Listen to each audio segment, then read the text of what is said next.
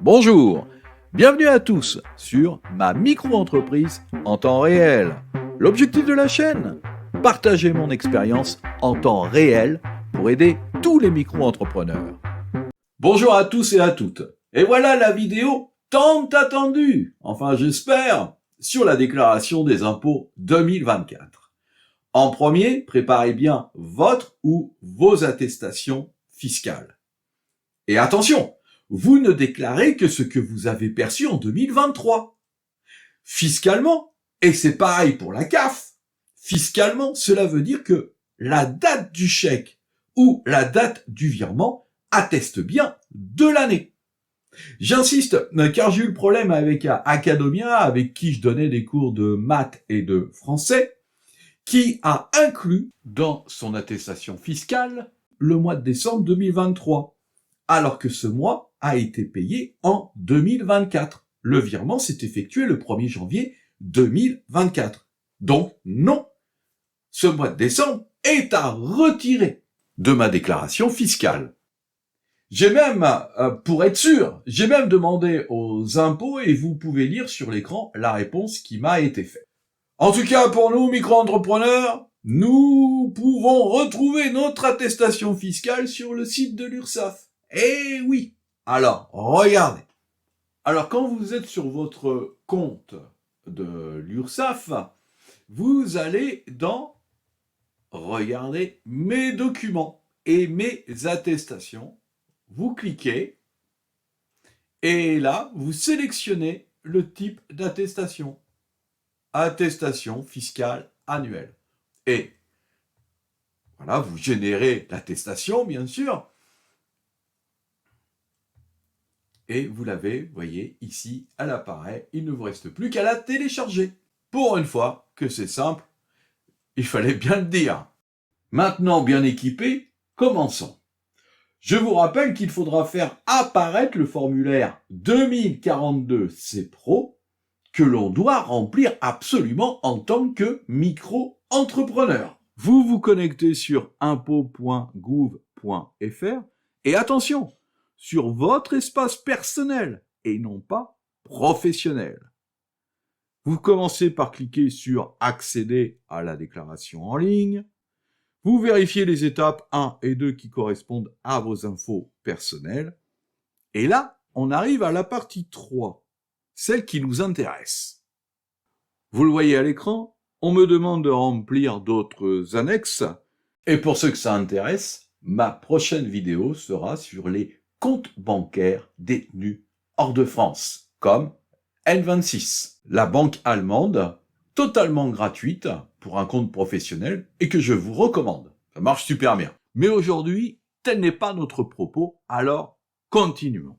Si vous avez déjà rempli le formulaire 2042 C-Pro en déclarant les années précédentes les revenus de votre micro-entreprise, alors apparaîtra, comme par magie, la rubrique « Revenus » où vous devrez cocher les cases qui vous correspondent. Mais si c'est la première fois, alors suivez le guide pour faire apparaître la rubrique « Revenus » et non pas, attention, vos revenus. Rubrique, donc, où où sont cachés tous les formulaires 2042 C-Pro. Eh bien, c'est tout simple. Mais si vous ne le savez pas, vous ne pouvez pas le deviner. Vous cliquez sur, en haut à gauche, sélection des rubriques de la déclaration de revenus et annexes. Et après le message que l'on voit à l'écran, abracadabra, apparaîtra la rubrique revenus qui vous permettra de trouver tous les formulaires 2042 C-Pro. Donc on peut continuer. Si vous avez choisi le versement libératoire, cochez la case correspondante. Alors regardez, elle est ici. Micro-entrepreneur, auto-entrepreneur, ayant opté pour le versement libératoire de l'impôt sur le revenu. Si vous cliquez sur le point d'interrogation, apparaîtra les cases que vous devrez remplir plus loin dans la saisie. Vous devez remplir, si vous êtes big vente de marchandises, la case STA. Si vous êtes BIC, prestation de services et location meublée, la case STB. Et si vous êtes en BNC, revenus non commerciaux, la case STE. Bien sûr, dans ces cases-là, vous remplirez votre chiffre d'affaires. Si vous n'avez pas opté pour le versement libératoire, comme moi, 2 options s'offrent à vous. Première option, vous êtes en BIC. Cochez la case revenus industriels et commerciaux professionnels. Ouvrez avec le petit point d'interrogation la fenêtre. Alors, pour les BIC, vente de marchandises, il faudra remplir la case 5KO. Et pour les BIC, prestations de services et location meublée, la case 5KP. Deuxième option, vous êtes en BNC, prestations de services incorporels, appelée aussi profession intellectuelle, et activité libérale. Cochez la case revenus, on va décocher celle-ci déjà, revenus non commerciaux professionnels. Cliquez sur le petit point d'interrogation et vous remplirez à nouveau votre chiffre d'affaires dans la bonne case, qui est ici la case 5HQ, revenu imposable. Vous voyez, régime déclaratif spécial au micro BNC, revenu imposable. Ici, vous déclarez bien, comme d'habitude, la totalité de votre chiffre d'affaires de l'année, qui correspond aux chiffres donnés par l'attestation fiscale de l'URSSAF. Après avoir coché la bonne case qui correspond à votre statut, versement libératoire ou non, BIC ou BNC, vous descendez et vous cliquez sur suivant.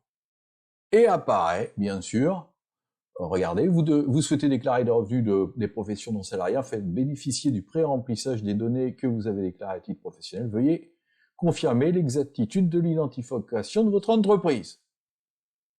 Donc, je confirme. Attention, vous revenez sur vos revenus, traitements et salaires.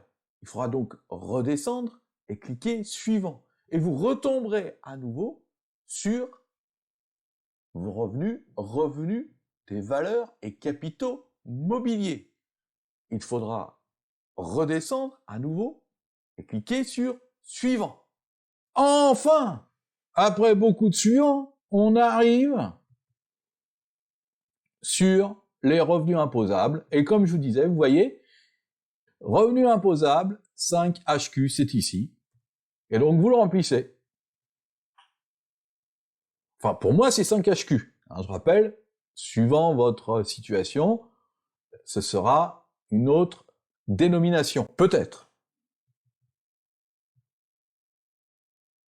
Et la grande nouveauté, dans la rubrique identification, c'est que l'on n'a pas besoin, enfin, de remettre toutes les coordonnées de notre micro-entreprise. Mais vérifiez quand même qu'ils n'ont pas fait d'erreur.